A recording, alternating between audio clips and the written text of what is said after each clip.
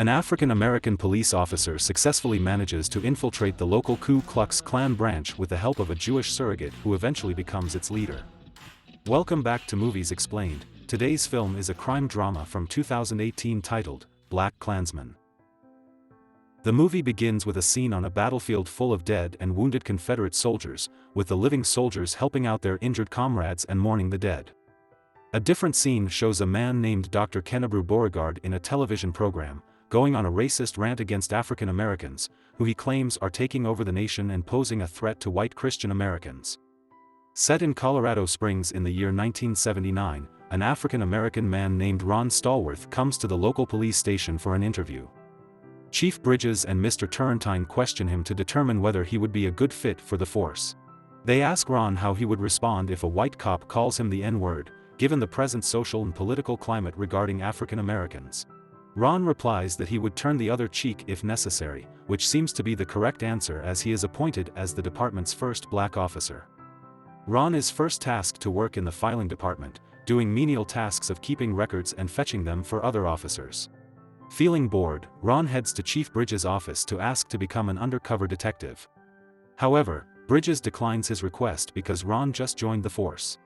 Later that night, Ron gets a call from Bridges saying that he has reconsidered his decision and wants to send Ron for an undercover investigation. Bridges wants Ron to attend a speech by a known black activist named Stokely Carmichael, who they suspect is affiliated with the radical activist group called Black Panthers. To prepare, he's introduced to detectives Flip Zimmerman and Jimmy Creek, who sets him up with a wire and briefs him on what he should do in certain situations while he's undercover. Ron goes to the event venue while the detectives wait in their car nearby. He meets with the president of Colorado College's Black Student Union, Patrice Dumas, who organized tonight's event and invited Carmichael, who apparently changed his name to Kwame Ture. Kwame gives a really powerful and passionate speech about black power, black beauty, and how black people must stop wanting to become more like white people. He calls for black people to unite and fight against the racist white cops that are shooting innocent black people in the streets. The students and even Ron seem enchanted by Kwame's speech, chanting empowerment slogans before he ends his speech. When Ron shakes Kwame's hand, he asks if a war between black and white people is inevitable, to which Kwame thinks so and tells Ron to arm himself. Outside the venue, Ron asks Patrice out for drinks. She agrees, but only after they've escorted Kwame back to his hotel room. This is heard by the detectives, and later at the club, Patrice tells Ron that she and her colleagues were pulled over and apprehended by the cops while they were escorting Kwame. They talk about the relationship between black people and white cops before they head to the dance floor to shake away the tension.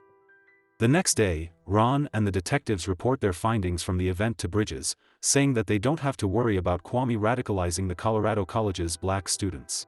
Bridges is still worried because Kwame mentioned the race war to Ron, but Flip and Jimmy back up Ron's opinion that it's just rhetoric.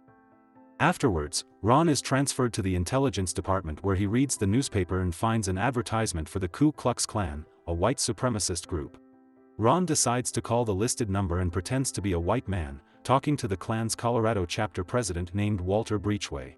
He successfully convinces Walter that he is a racist white Aryan man by using racist words during their conversation, and is able to arrange a meeting. Despite the fact that Flip and the others say he made a mistake by using his real name, and because he can't be the one to meet the guy, he reports his plan to Bridges. He asks for one of the white officers to go undercover as Ron Stallworth and meet with Walter, while Ron himself will continue to correspond with the Klan members through telephone. Ron ends up being in charge of the investigation along with Flip and Jimmy as his partners. Flip will be the one who meets Walter, so he gets briefed on the details of this fictional white Ron Stallworth character and needs to practice sounding like Ron. Eventually, Flip meets with the Klan representative named Felix outside of a diner while Jimmy and Ron listen to their conversation through the wire and take pictures from a nearby car. Felix insists on taking Flip in his car, so the cops follow them as they record the conversation. Felix explains in the car that they prefer to refer to the Klan as the organization in order to remain low-key. He then spots Ron behind them and instructs Flip to load up a shotgun, causing Ron to cease pursuit. Flip arrives at the Klan's dive bar and meets Walter, who says that he joined the Klan because he and his wife were supposedly assaulted by some black men. Flip is introduced to another Klan member named Ivanhoe before Walter brings him to his office to give him the paperwork he needs to fill in to register as a Klan member. However, Felix and Ivanhoe start to question if he's a Jew, which Flip denies, and Walter apologizes for his associate's behavior. They conclude the first undercover meeting and report to Sergeant Trapp, who allows them to look further into the Klan's plan in Colorado. He also mentions that the national leader of the Klan, David Duke, is decreasing the blatant racism from the Klan so that he can get into politics and spread hate more effectively. Ron doesn't think a man like Duke will be voted into office, but Trapp thinks otherwise. Meanwhile, between investigations, Ron has a date with Patrice, who starts to suspect that he's actually a cop. He lies about his job while expressing his desire to get to know her better and gives her a gift. Then, he keeps watch of Flip as he goes to Felix's house for another Klan meeting. There, Felix's wife Connie talks about the 𝒄𝒎𝒏𝒕 speech and how Patrice needs to be eliminated because she's a threat. The men dismiss her and Felix takes Flip to show him his Jew killer guns since he still thinks that Flip is a Jew, despite Walter telling him to back off. Felix forces Flip to take a lie detector test at gunpoint, but Flip is fortunately saved by Ron, who throws a rock at the house's window and makes the Klan members run after him. Flip takes Felix's gun and shoots at Ron's car, convincing the Klansmen that he is one of them. Flip complains at the station that it's not worth the risk to infiltrate the Klan, but Ron barely persuades Flip to continue the investigation. Later, Duke calls the Klan's national headquarters and gets to talk with David Duke himself. Ron manages to get David's help to speed up his Klan membership card registration. Meanwhile, after a target practice get-together proves that Flip actually has a very good aim, Felix gets suspicious and somehow manages to visit Ron's house. He finds the actual Ron there with Patrice and confronts Flip about it in the next meeting, saying that he looked up Ron Stallworth in the phone book. Flip says that his number is unlisted and that he lives on a different street, evading their suspicions. Later, he and Ron list all of the Klan members, including a couple of mysterious guys that are supposedly in the army.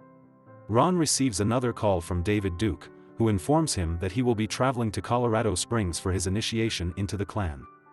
Meanwhile, Walter calls Ron to suggest that he take over as chapter leader from Walter. Ron refuses the offer, saying that he needs to take care of his sick father in El Paso. Flip is invited by Felix to execute an attack on the Black Student Union's planned march. When Ron goes to warn Patrice about the attack, he is forced to reveal that he is an undercover cop, which upsets Patrice and causes her to reject his warning, but the attack is cancelled last minute for reasons unknown. However, in a secret location, Felix, Connie, and Ivanhoe meet Walker, a fellow Klansman who has stolen C4 from a nearby fort and they intend to use against Patrice and the Black Student Union. Right after the call with Felix, Bridges informs Ron that he will be assigned as David Duke's security detail because the man has received a lot of death threats for coming to Colorado. They object that David might recognize Ron's voice, jeopardizing their investigation, but Bridges insists on his order. Ron is forced to change up his voice when he finally meets David Duke, who's appalled that the police have sent a black cop to protect him. They all head to the venue where the new Klansmen will be going through their initiation baptism. When the other Klan members see Ron, they are as surprised as David was, but Ron is cheeky and asks for a Polaroid picture with David and Walter, claiming that none of his black friends will believe he guarded David Duke. As the photo is about to be taken, Ron puts his arms around the Klansman, then reminds David that he's a police officer and is allowed to arrest anyone that lays a hand on him. Ron sneaks around the building to witness the initiation. At the same time, the Black Student Union is gathered to hear an old man named Jerome Turner tell a story about his friend's wrongful conviction. David and Jerome's speeches paint a stark contrast of messages on hate and justice. The Klansmen have a celebratory feast after their initiation, and Connie leaves the venue not long after the event begins. Ron believes that she is up to no good, so he follows her. In the meantime, Walker reveals to Felix that the man they know as Ron is actually a cop named Flip who put him in jail several years ago. A phone call for Felix cuts their interaction, which turns out to be from Connie, who is freaked out because there are too many cops patrolling the area. Felix instructs her to initiate Plan B as he heads out with Walker and Ivanhoe. Flip notices that something is going on and heads out as well. Connie arrives at Patrice's house and tries to put the C4 into her mailbox but is unable to fit the bomb in the small box. Connie flees and hides when Patrice and her friend arrive in her car.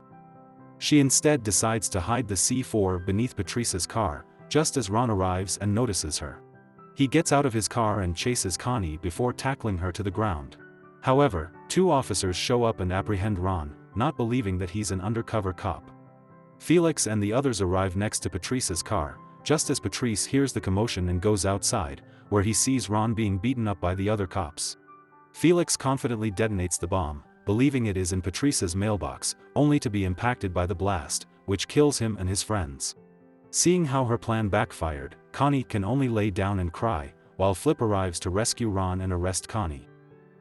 After a successful day getting rid of Felix and his men, Ron celebrates with Patrice at a police bar as she seems to have warmed up towards the other cops despite thinking all cops are pigs beforehand. Despite the team's success in investigating the Klan, Bridges orders them to cease operations and destroy any evidence of an investigation, blaming budget cuts despite the fact that it appears to be more political in nature. Ron calls David Duke to inform him that Ron Stallworth is the black cop tasked with protecting him and that the Grand Wizard has invited a black man to join the Ku Klux Klan. Later, Patrice breaks up with Ron in his apartment because she refuses to date a cop even though she has feelings for him. However, before she leaves, a knock on the door gets them to take out their guns as they witness a cross burning by the Klansmen nearby. The movie ends with videos of white supremacy rallies, demonstrations, and riots across America in recent years. Thanks for watching, like and subscribe for more videos.